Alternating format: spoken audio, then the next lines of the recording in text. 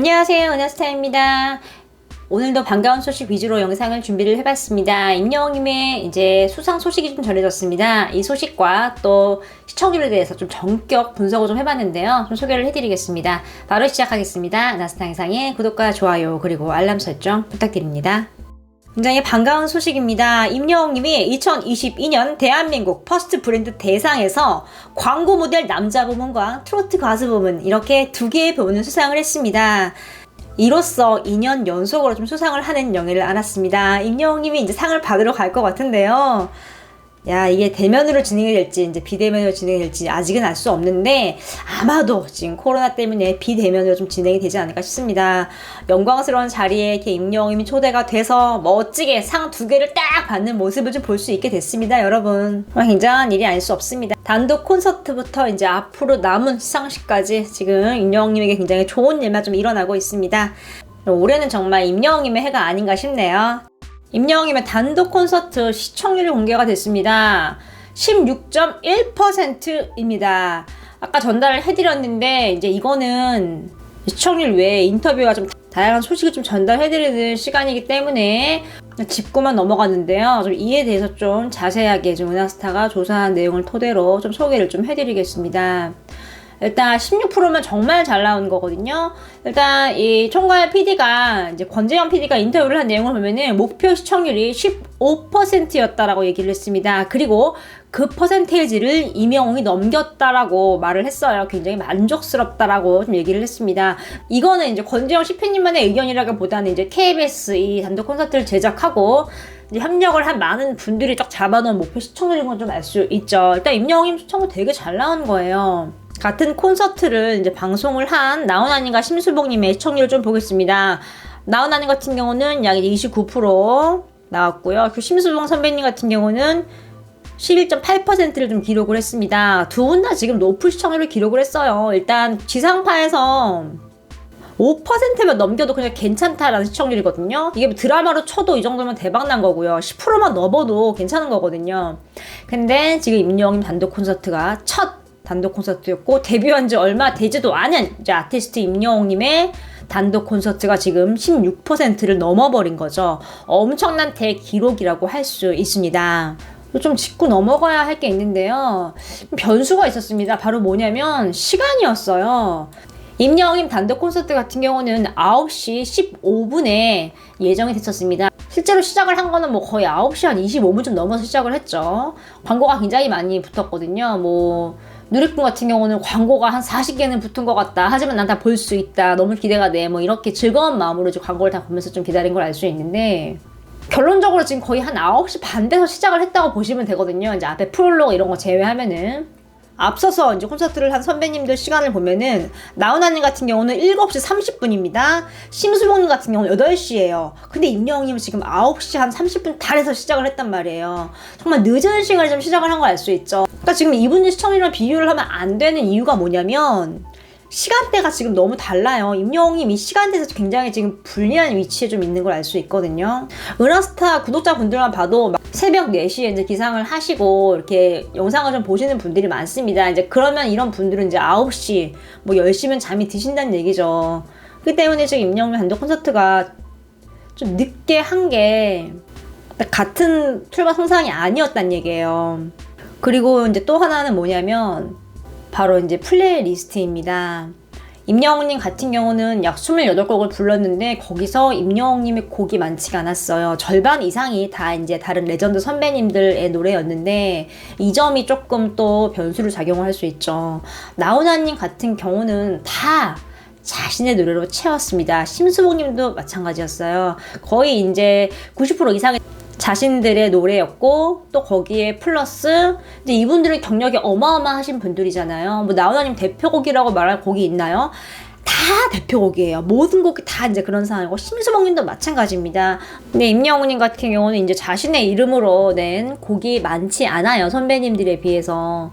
그렇기 때문에 임영웅님도 이제 방송을 보고 그걸 느낀 것 같아요. 그래서 단독쇼 끝나고 임영웅님이 라이브 방송할 때 이렇게 얘기를 했습니다. 다음에 이제 이런 콘서트를 할 때는 저의 곡으로 다 채워지겠죠. 이런 의미심장한 말을 했거든요. 근데 이게 정규 앨범을 시사하는 건데 콘서트를 보고 이제 임영웅님도 느낀 거죠. 아, 이 곡들이 다 내 곡들이었다면 더 좋았을 텐데. 이런 생각을 한 거죠. 좀 영민함을 느낄 수 있는데요. 그래서 은하스타 누차 얘기를 하는 겁니다. 임영웅님은 아티스트로서 제일 중요한 게 뭔지 알고 있어요. 이번 이제 콘서트를 하면서 다시 한번 느낀 거죠. 그래서 바로 라이브 방송에서 이제 그런 얘기를 한 겁니다. 영민함과 똑똑함을 좀 알 수 있는 대목인데, 이 시청률이라는 게 어떻게 좀 집계가 되는 건지 좀 자세히 좀 보겠습니다. 일단 닐슨 코리아 기준으로 좀 보여드릴게요. 일단요, 기초 조사를 합니다. 그리고 패널을 선정해요. 이 패널이 뭐냐면 이제 선정된 이제 가정에다가 시청률을 좀 분석을 할 수 있는 이제 기계를 설정을 합니다. 그러면 이제 이분들이 보는 게 시청률이 이제 데이터화가 되는 거예요. 이걸 이제 모집단이라고 합니다. 대한민국 전체 기계를 설치를 할 수 없으니까 대표로 몇 분을 이렇게 선정을 해서 통계를 내는 거예요. 이게 뭐 전화가 오는 경우가 있다고 해요. 그래서 수락을 하게 되면 그 가정에 설치가 되고 시청 집계가 이제 시작이 되는 거죠. 그리고 이제 시간별로 시청 기록을 수집을 합니다. 1분 단위 시청률 데이터를 산출을 한대요. TV 프로그램과 이제 광고를 좀 모니터링하고 그 결과를 이제 병합을 해서 시청률을 바로 제공을 좀 하는 걸 알 수 있습니다. 패널 같은 경우는요, 뭐 지역, 가족수, 뭐 월소득, 플랫폼 가입 유무, 성별, 연령별로 좀 이렇게 고루고루 선정을 좀 한다고 합니다.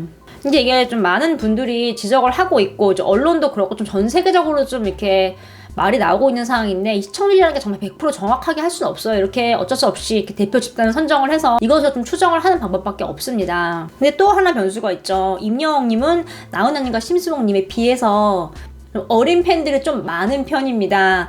그런데 이제 이 친구들 같은 경우는 TV로 시청을 많이 못했어요.